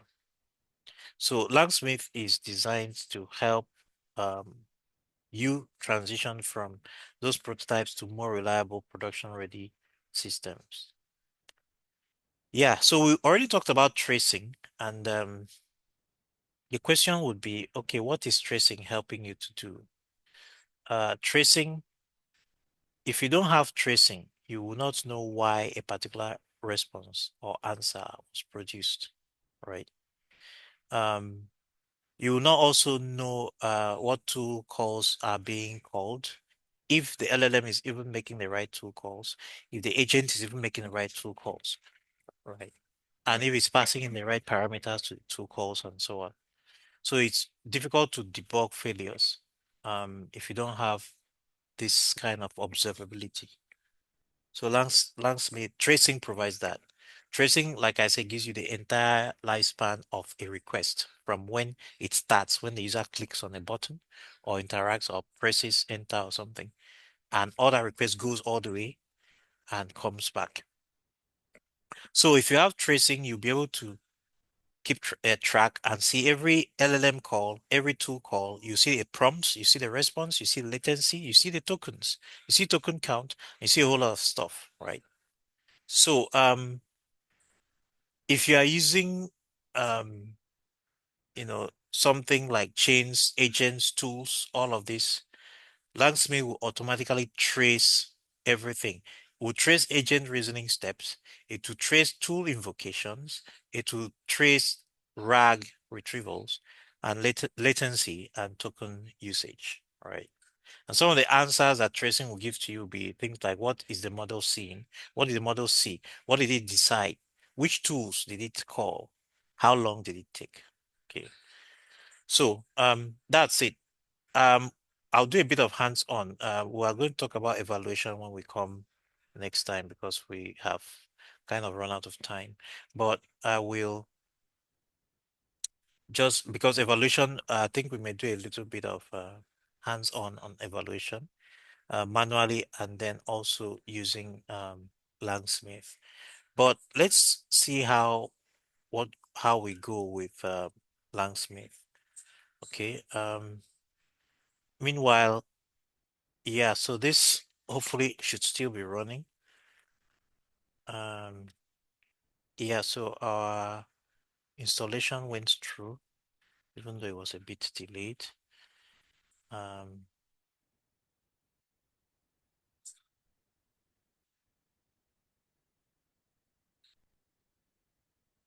they're having a bit of a challenge here. Okay, so let's see if I do UVcorn um, main dot main app. Okay, so if my UVcorn, if my Python code went right, okay, I need to install UVcorn as well. So UV pip install UVcorn. Um, then I just run UV run UVcorn. Well, typically I should just be able to run UVcorn, but if that doesn't work, then I'll do UV run UVcorn and main app. Um, so that should start. Okay. Attempted relative import with no known parent package. Okay, so I guess we have to make this a parent package. So the simple way to do that is to add the init.py and that makes the entire thing a package, a Python package. So I can run this now. Um,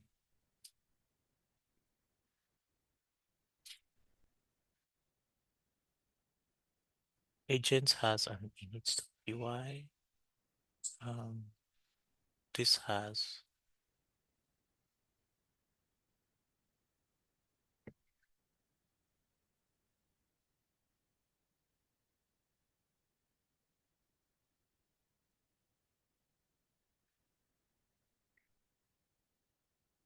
hmm.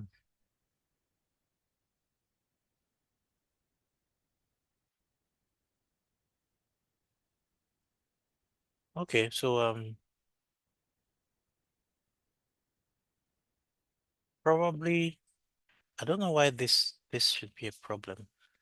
The package argument is required to perform relative import.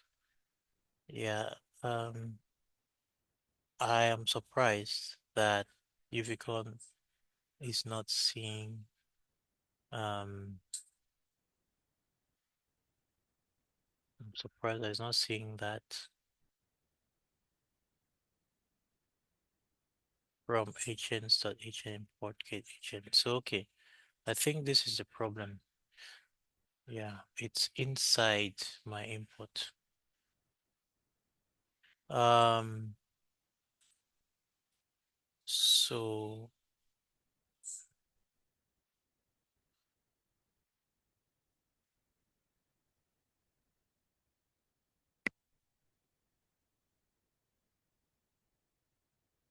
I guess I can just use main.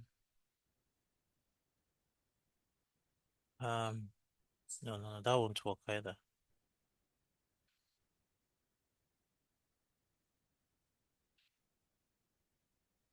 Yeah, okay. It should be just agents.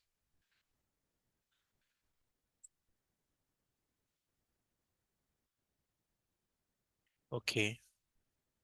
So let's go check. It's gotten the agents um checkpointers. Yeah, so I didn't get the checkpointers thing. Yeah, so I'll come back to that. So for Langsmith, you can create an account at smith.langchain.com. It's as easy as that to get to Smith, and then you create an account. You just can put your email. Um, okay, so I don't think I had an account before.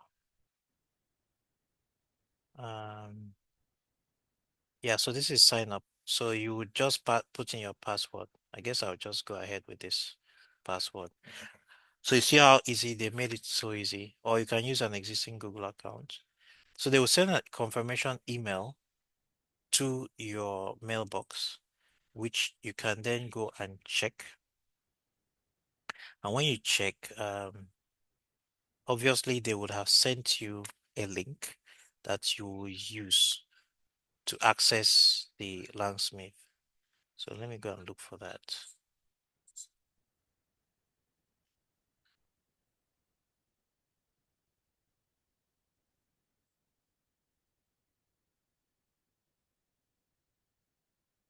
Okay, so while the email is coming up, yeah, okay, so I have an email. So typically you get an email that says confirm your email and you can start building. So you click on a button that says confirm email, and typically it's going to open a new window, and yeah, you can then click on confirm account, right? Yeah, so I can go, there's a whole bunch of stuff here. To get started, you can go with the recommended code first experience or fleet no code experience, whichever approach. So you see their dashboard. On the sidebar, they have a studio playground. You can have prompts. So they have a prompt registry here where you can also put in your prompts and retrieve them. Sandboxes. Then they have the homepage. They have tracing, monitoring, dataset, and experiments. So the first thing I want to do is to connect. So to connect, you need to create a project first. Um, so here you can see that we don't have a project. So I will first of all create a project. To create a project, you just give it any name, KodeCamp, okay, and you choose an app. So I'll just choose this app and create a project. So I now have a project. I have an app. And you can see a bunch of help here, how you can install it, which I had already done. Okay, I have to install it for that observability. Then you can get this environment variables and add them to your environment variables. Landsmith tracing, you have to put in true to begin um, tracing, and then your endpoint, and then the API key. That's the endpoint to the long chain server, API key which will get and project. So this is for if I needed to access Anthropic and all of that, which the interesting thing is you can also you have a configuration here. They have some integrations for different other LLM um, traceability integration so that you can also see what's going on inside the LLMs, right? Um, because what this does is that when you set it up like this, with this, for example, if you're using Claude agent options and all of that, it allows you to be able to view what is going on, right, inside the agent. But I'm not going to do all of this, right? Um, the built-in capabilities that LangServe has is okay, this is if you have an MCP server, if you want to also include observability in your MCP server, right? Um, so there's a whole lot of stuff here. But for now, what I just want to do is add this to the API. So I'm going to add um, I'm going to add this to the .env. I'm going to effectively create add these entries. So this I'll kind of do it offline because I have to get an API key and I'll do that offline. But one thing to understand is that that's what you have to do. So in your .env file, you have to create. I'm going to show you a bit of it, right? You have to create those entries. So I have now moved them into my .env file. If you check them here, you see them in here. And I don't really need the Anthropic key anyway, because I'm not doing anything with Anthropic. Everything here kind of is already from what you've set up. It's only the Langsmith API key, which I can then get. So to get the API key, you go to settings, and in the settings, no, settings is down here. Um, in Langsmith, you have settings down here. So once you click on settings, it goes to API keys first. That's the first thing where place it goes to. So you can get the API key. You can either choose a personal access token type of key or a service key. A service key will give specific workspace access, right? And it is for if you are doing bot kind of stuff, right?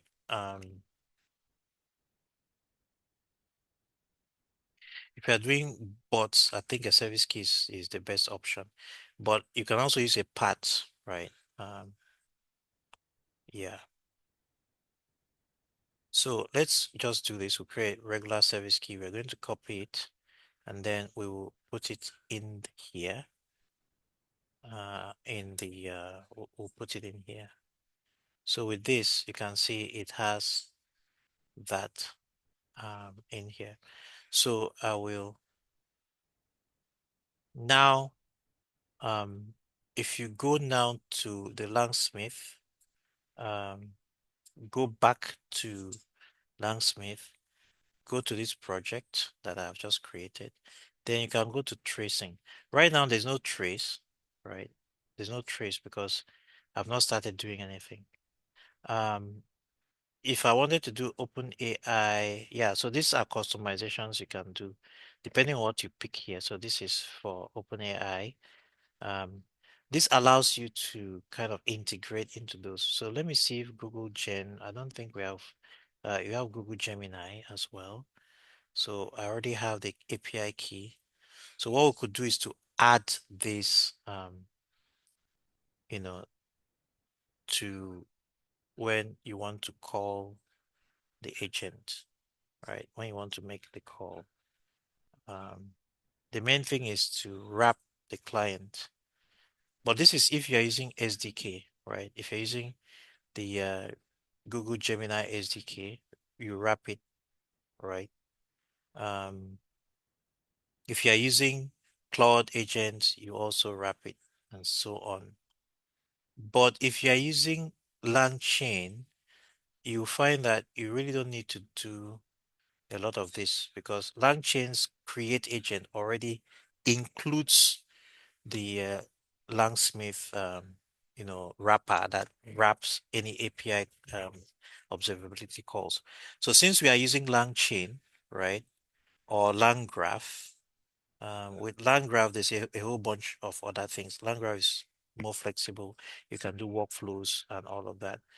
Um, LangChain is simpler. So we are using LangChain, and you can see that with LangChain, just create agent contains that. So you don't need to do anything with LangChain. It's only if you're using SDKs from the different vendors that you may need to do something more specific. Okay. So we are good to go. So now um, I need to get the endpoints going, and then you will see as you are accessing the endpoint, you also see what is going um, on the Langsmith observability platform. Okay, so checkpointers. I think I'm not using the right. It should be land graph. So now that it is installed, maybe I will have some some support from the code insights. Uh,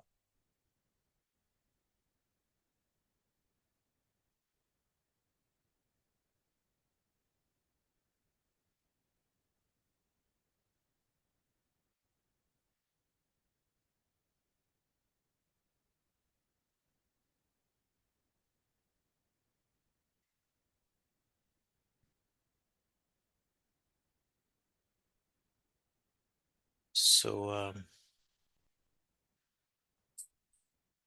okay, so I think it should have been checkpoint before memory. So I mixed it up. I did memory and then checkpoint. Okay, so land graph dot checkpoint dot memory. So we import the in-memory saver. So I think that was the only last thing. Let's see. So with that, if we run UVCon, we should get it up and running now. So UVCon is now running on port 8000. On code spaces, you can see we have 8000. We can open it here on the browser. UVCon is forwarding the port to a special domain name, but that port is private. So what I'll do is make it public. So to make it public, I right click here and change port visibility to public. So it's going to restart that port, but it's now public. Because it's now public, it's now available here. And I can just use Swagger. So let's use Swagger. So because this is sorry, this is Swagger, so it should be docs actually. I still haven't figured out how I will access this. There's nothing like docs in Express, so I would have to create that. So our Swagger, we only have one endpoint, the invoke endpoint, which we created here. So you can actually see it. Um, the invoke endpoint in the Python version, right? Um, yeah, so this invoke endpoint, you can even see Swagger will tell you that you have to put a text and thread ID. So I'm just going to call the invoke endpoint. And while I'm doing that, I'm going to be watching my Langsmith as well to see what's going on. So first thing is text. What is your name? So this should work because I remember last time it worked. We'll keep the thread ID at default and we'll execute. Then I'm going to look at it, right? So we already have an error here, okay? Create agent got an unexpected keyword argument state class. That I know what that problem is. Now let's see if Langsmith tells me anything. Not yet because it hasn't yet invoked. So I'm still at the point where the agent is not even come up. Right. So the problem is in the agent. It's the autocomplete. It should actually be state. Um, it should be state model. I think it should be state model. Um, not state class. Let me be sure. Should be state model. Okay. So I need to restart UVCon because I did not make it. Um, I could make it um, to restart on its own, but I didn't do that. Okay. So it's back up. Um, the port is still open. I'm going to refresh it. So this time around, we'll try again and see what we get. So what is your name? Okay. So this time around, got an unexpected. So okay, so that's not what it should be. Hmm.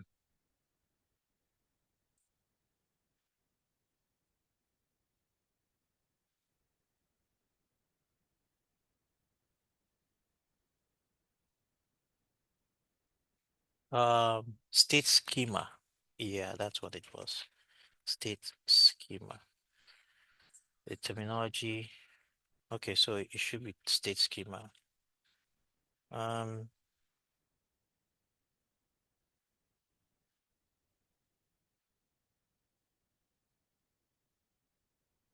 okay. Maybe I should do reload as well on the UV code. But yeah, so let's try again. I can just still run the same thing again. Right. So now we have a different error.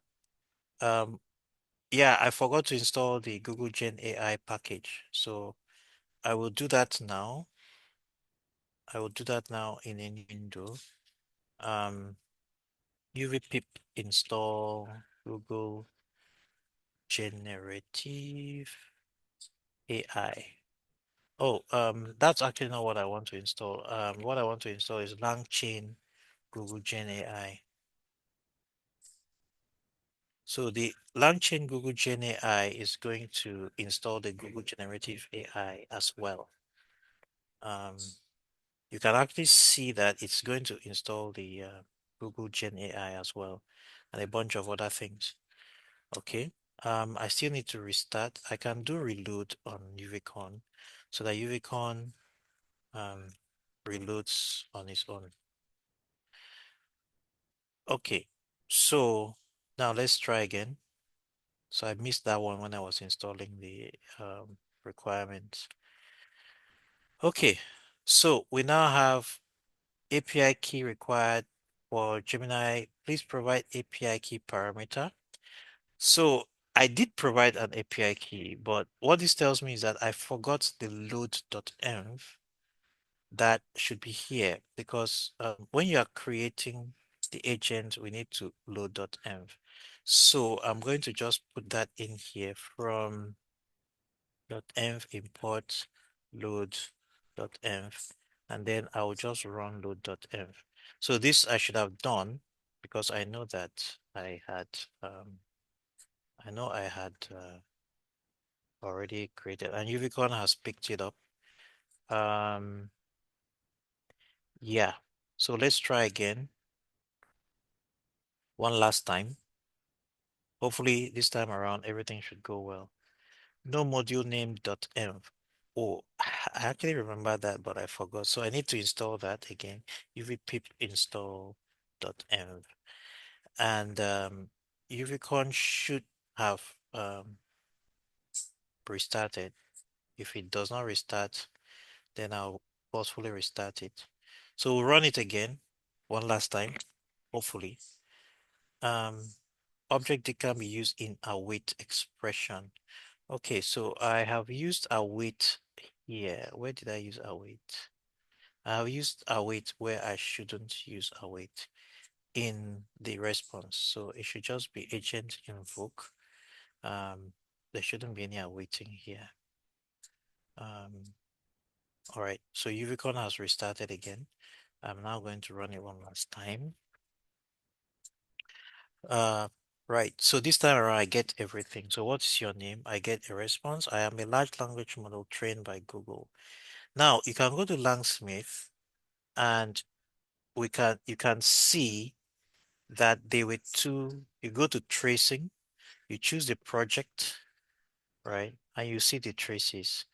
So you can see a trace, you can see what happened.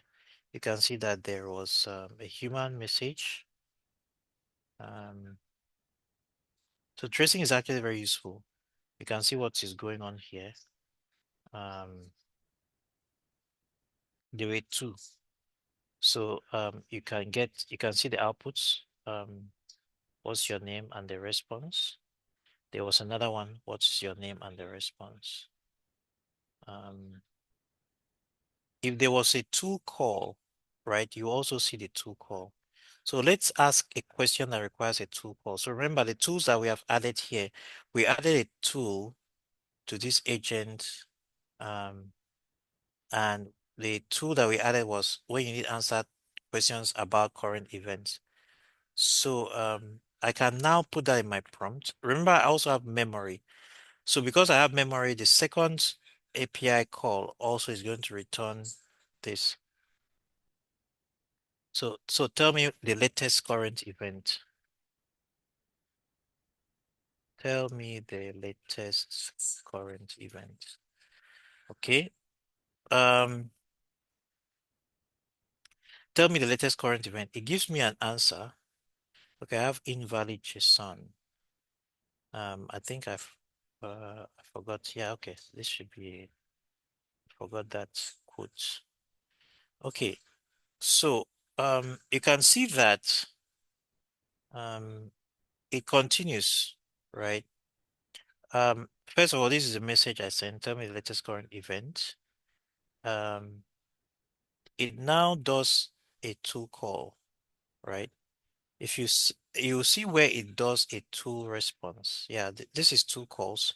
So you see the tool call here, search, query, latest current event. And then you see a tool call result, which is the next one here. Search results for latest current event. So this is just a hard-coded tool call. That wasn't enough for it to do anything. So it basically just comes up with this answer. Now, if you go to Langsmith, you see that new transaction comes up. We can go check it, right? And you see that Langsmith gives you um, I was expecting to see the tool call, but let me refresh. Okay. You could choose threads. You could choose threads. You could choose last 1 day. So let me pick last 1 day and runs. Okay, so runs include the tool call, but let me go to traces and this latest trace, I am expecting to see inputs, outputs, inputs, outputs. So you see everything. Um,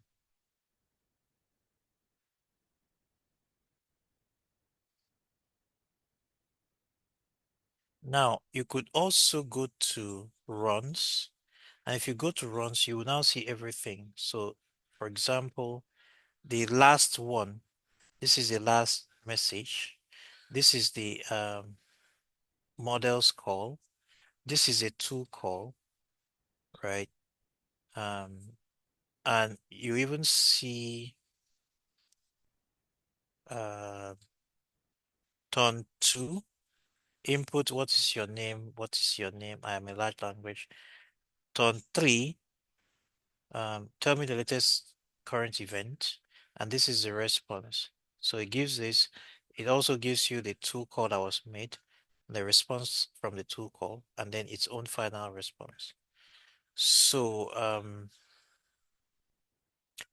you can basically see the entire trace of everything that has happened, right?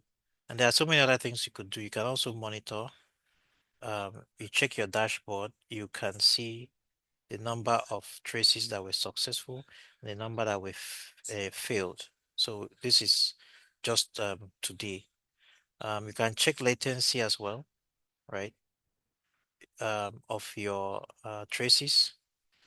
You can check the number of LLM calls. So far, this already gives me 4 LLM calls, right?